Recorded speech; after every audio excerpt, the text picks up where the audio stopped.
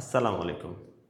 আমাদের ইনসাইট একাডেমির পক্ষ থেকে তোমাদের গ্রামারের যে দুর্বলতা আছে সেটাকে কাটানোর জন্য একটা ধারাবাহিক সিরিজ নিয়ে আসলাম।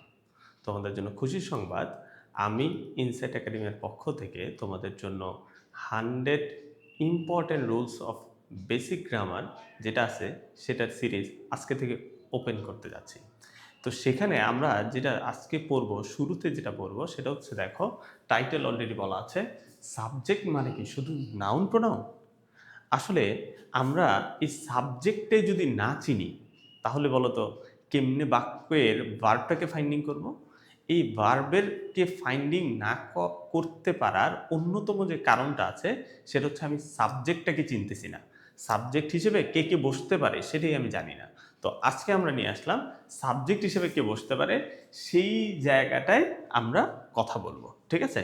যে নাউন প্রোনাউন ব্যতীত আর কে কে আসতে পারে সেই জিনিসগুলো আমরা জানার চেষ্টা করব। তো শুরুতে আমি একটা বাক্য লিখবো, দেখো এই বাক্যটা হচ্ছে এইরকম, দেখো what you need to be happy, to be happy, happy is satisfaction. লক্ষ্য করো, হ্যাঁ, স্যাটিসফ্যাকশন। তো এই যে ভার্বটা এই যে বাক্যটা লিখলাম, এখানে তুমি লক্ষ্য করো, এখানে তুমি যদি লক্ষ্য করো স্পষ্টভাবে তুমি দেখতে পাবা সেটা হচ্ছে এইরকম, ভাইয়া এটা হচ্ছে একটা সাবজেক্ট এবং এটা হচ্ছে একটা ভার্ব। আবার এখানে তো একটা ভার্ব আছে, তাহলে বলো তো তাহলে ঝামেলাটা হইল কিনা?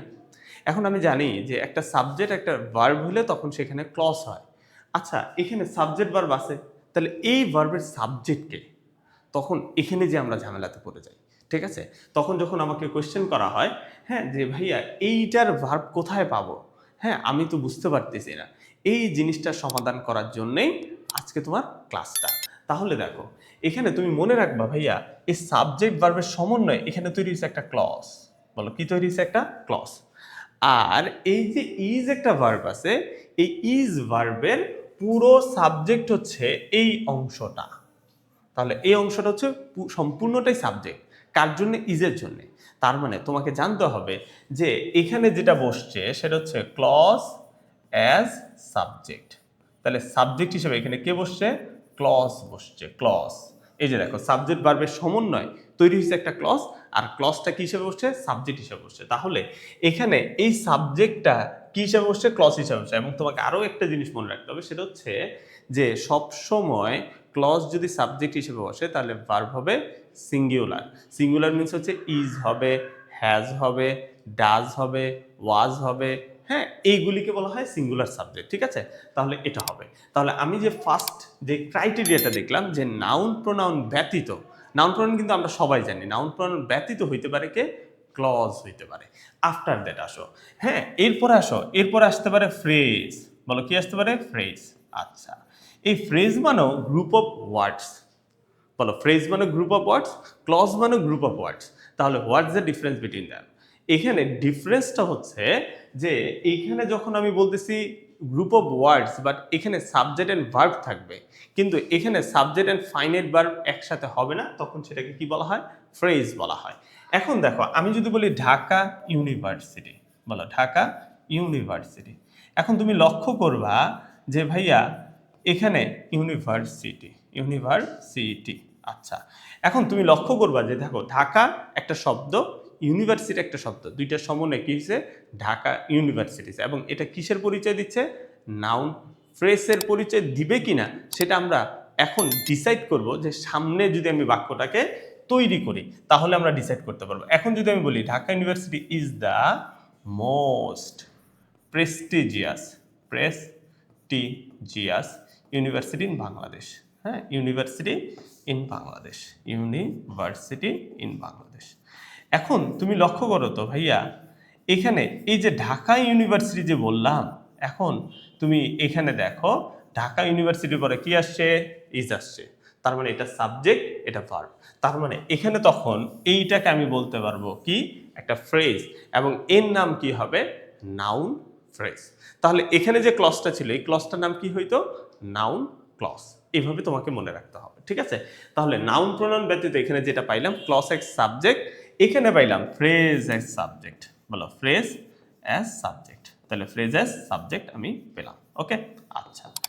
আফটার দ্যাট আরো দুইটা জিনিস বসতে পারে, সেটা কি কি দেখো, সেটা বসতে পারে এইরকম যে ভাইয়া আমরা জানি টু এর পরে ভার্বের বেস ফর্ম হইলে বলো তো কি হয়, বলতে পারবা? টু এর পরে ভার্বের বেস ফর্ম হইলে কি হয়? তখন সেটাকে বলা হয় ইনফিনিটিভ। বলো কি বলা হয়? ইনফিনিটিভ। আচ্ছা, এই ইনফিনিটিভ হইল তখন সেটাকে আমরা মাঝে মাঝে দেখি বাক্যের শুরুতে বসছে এবং তারপর আফটার দ্যাট একটা ভার্ব আসছে, তাহলে সেইখানেও এটা সাবজেক্ট হিসেবে বসতে পারে ইনফিনিটিভটা। সেটা কিরকম দেখো, to swim is good for health. দেখো, গুড ফর হেলথ, তার মানে সাঁতার কাটা তোমার স্বাস্থ্যের জন্য কি ভালো না খারাপ? স্বাস্থ্যের জন্য অবশ্যই ভালো, কারণ এটা গুরুত্বপূর্ণ একটা কি, এক্সারসাইজ বলা হয়। ঠিক আছে, আচ্ছা। তারপরে আসো, তারপরে আফটার দ্যাট যদি আমি বলি, দেখো সেখানে আমি বলবো ভার্বের সাথে আইএনজি। বলো, ভার্বের সাথে আইএনজি ফর্মও শুরুতে দেখা যায়, তখন এটার নাম হচ্ছে কি, জেরান্ড। বলো, এটার নাম কি, জেরান্ড। ওকে, তাহলে এটার নাম যদি জেরান্ড হয়, এখন তুমি লক্ষ্য করবা যে ভাইয়া এখানে যদি আমি এক্সাম্পল বলি, তাহলে আমি বলবো সুইমিং